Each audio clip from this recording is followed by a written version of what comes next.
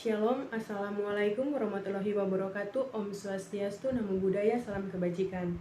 Perkenalkan, nama saya Yarnita Pareda, saya dari kelas A7 Keperawatan, Fakultas Keperawatan, Universitas Pembangunan Indonesia. Dengan mata kuliah Bahasa Indonesia, dosen pengampu Enci Jumliati Lambayang, SPD MPD.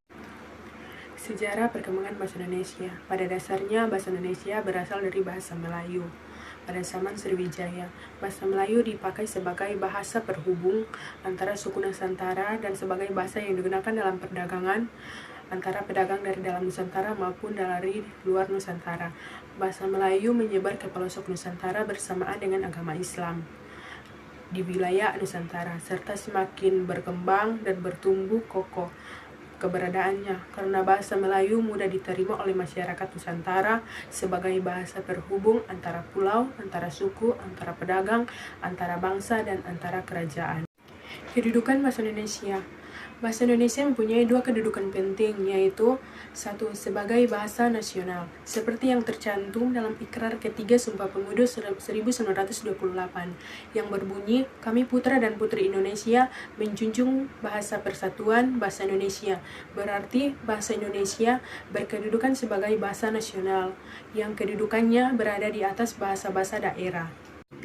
Yang kedua, sebagai bahasa negara, seperti yang tercantum dalam Undang-Undang 1945 mengenai kedudukan bahasa Indonesia, yang menyatakan bahwa bahasa negara ialah bahasa Indonesia. Yang ketiga, fungsi bahasa Indonesia. Di dalam kedudukan sebagai bahasa nasional, bahasa Indonesia berfungsi sebagai yang pertama, lambang kebangsaan, yang kedua, lambang identitas negara, yang ketiga, alat penghubung antar daerah dan antar budaya, yang keempat, alat memungkinkan penyatuan berbagai suku bangsa dengan latar belakang sosial, budaya, dan bahasa yang berbeda-beda ke dalam satu kesatuan kebangsaan yang bulat. Ragam bahasa Indonesia. Ada bermacam-macam ragam dalam bahasa Indonesia, terjadi karena fungsi kedudukan serta lingkungan yang berbeda-beda. Ada beberapa agama bahasa, yaitu ragam lisan dan ragam tulis, ragam baku dan ragam tidak baku, ragam baku tulis dan ragam baku lisan, ragam sosial, dan ragam fungsional. Kalimat efektif. Kalimat yang secara penyusunan mudah dipahami dan disampaikan secara tepat oleh pendengar. Pengertian kalimat efektif.